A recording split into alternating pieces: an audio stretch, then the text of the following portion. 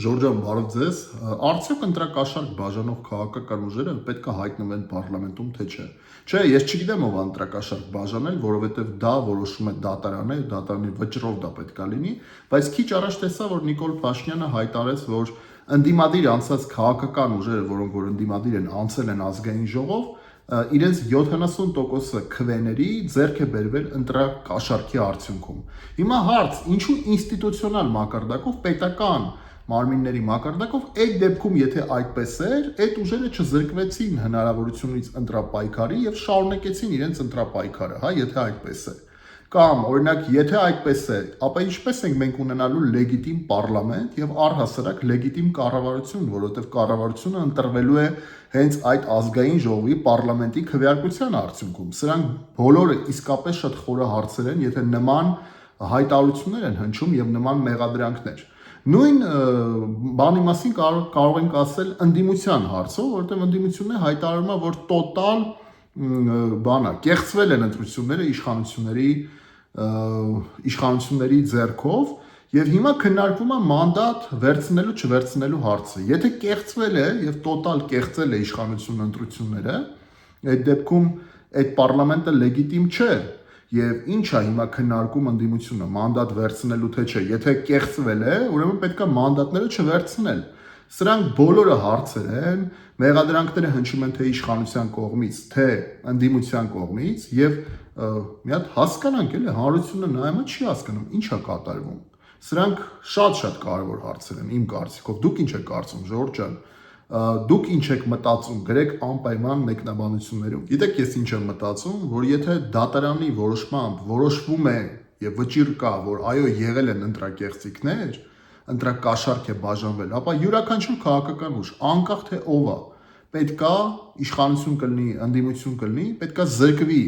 ուրեմն հնարավորությունից լինելու ազգային ժողովում։ Այո, մենք ընտրակաշառքը պետական մակարդակով պետքա այն մակարդակի հասցնենք ծանր հետևանքները դրա նկատի ունեմ քրեական պատասխանատվությունը, որ որևէ մեկի մտքով չանցնի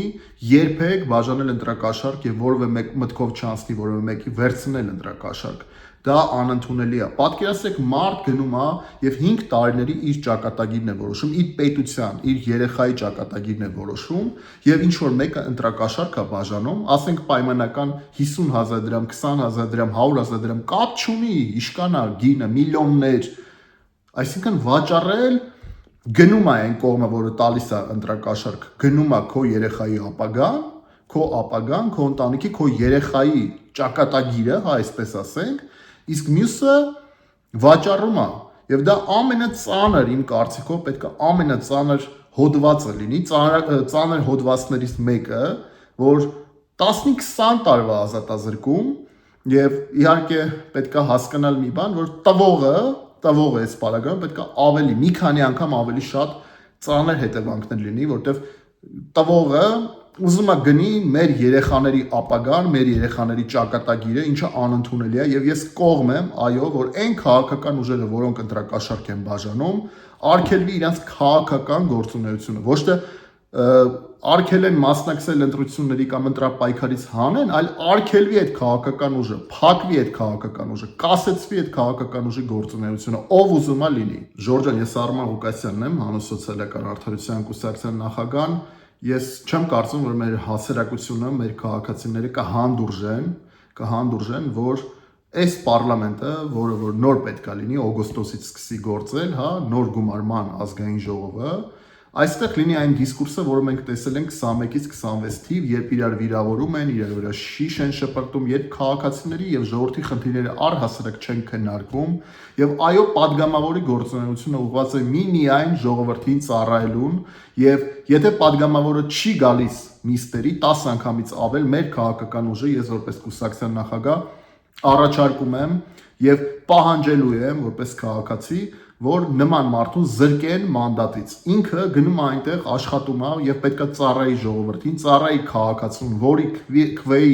արդյունքում տված իրեն քվեի արդյունքում հայտնվել է պարլամենտում, ինչա նշանակում առանց պատճառի չգալ նիստերի, հա։ Այս ազգային ժողովում 21-ից 26 падգամավորներ կային, որ տասնյակ անգամ անհիմն չեն եկել, որևէ առանց որևէ բացատրության նիստերի, 100 անգամ բացակայողներ են եղել ու մեր աշխատավարձներով, մեր վճարած հարկերով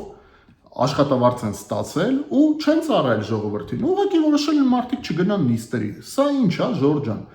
Պատգամավորը դա արտոնություն չէ, առաջի հերթին դա պատասխանատվություն է։ Ժորտել չի հանդուրժի նման անբովանդակ դիսկուրս, այսինքն դիսկուրսի բացակայություն, ազգային ժողովը մարդու մասին է, մարդու խնդիրների լուծման մասին է, օրենսդրական նախաձեռնությունների մասին է, այնպիսի օրենքների, որը կթեթևացնի մարդկանց կյանքը, կլուծի մարդկանց խնդիրները, այլ ոչ թե ուղղակի իրար կվիրավորեն, չգիտեմ ինչեր կանեն, չգիտեմ կգան աշխատավարձ ու պրեմիա կստանան ու կգնան։ Ժորժ ջան, մենք շատ հետամուտ ենք լինելու, ժողովուրդը պետքա պահանջատեր լինի ու հիշի, որ մենք շատ ենք, Ժորժ ջան, ու մենք ճիշտ ենք։ Մենք բոլոր հարցերը միասին պահանջատեր կերպով լուծելու ենք։ Խնդրում դուք գրեք մեկնաբանություններում դուք ինչ եք մտածում։ Տարածեք մաքսիմալ այս տեսանյութը եւ բաժնորդագրվեք ի մեջին։